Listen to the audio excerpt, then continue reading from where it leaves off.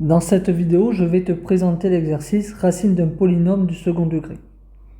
Dans cet exercice, on considère la fonction du second degré p définie par p de x égale x au carré moins 13x plus 30.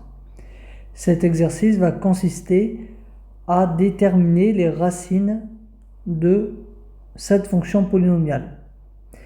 Il va donc s'agir de résoudre l'équation x au carré moins 13x plus 30 égale 0. Pour cela, dans un premier temps, tu vas devoir calculer le discriminant de delta. Donc d'après le cours, on sait que delta est égal à b carré moins 4ac. On va donc appliquer cette formule pour b égale moins 13, a égale 1 et pour c égale à 30. Cela nous donne que delta est égal à moins 13 au carré, on met bien les parenthèses, moins 4 fois 1 fois 30. Moins 13 au carré me donne 169, 4 fois 1 fois 30 me donne 120, si bien que delta est égal à 49. Donc dans LR-WIMS, on va entrer la valeur de 49. On envoie la réponse. Euler-WIMS te demande ensuite le nombre de solutions.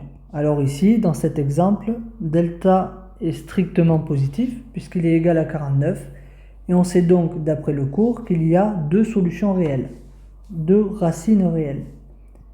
Donc on choisit donc 2 dans Euler-WIMS, on envoie la réponse.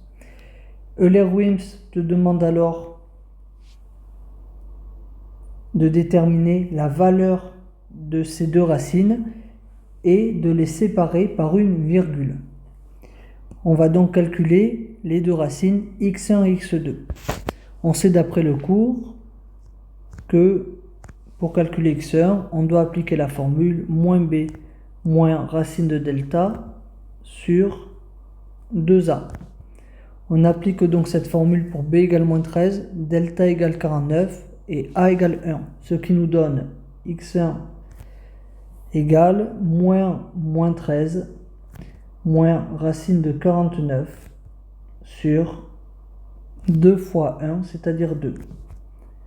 Ce qui est égal à 13 moins 7 sur 2, ou encore 6 divisé par 2, ce qui nous donne 3.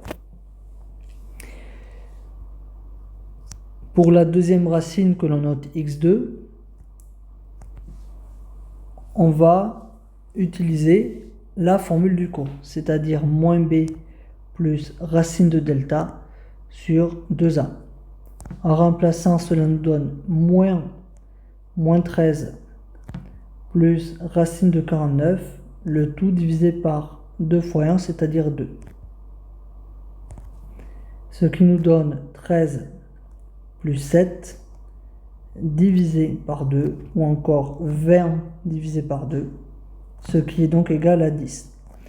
Les deux racines sont donc 3 et 10. On va donc les écrire dans l'ensemble des solutions en les séparant bien par une virgule. 3,10. Une fois les deux racines écrites, on envoie la réponse.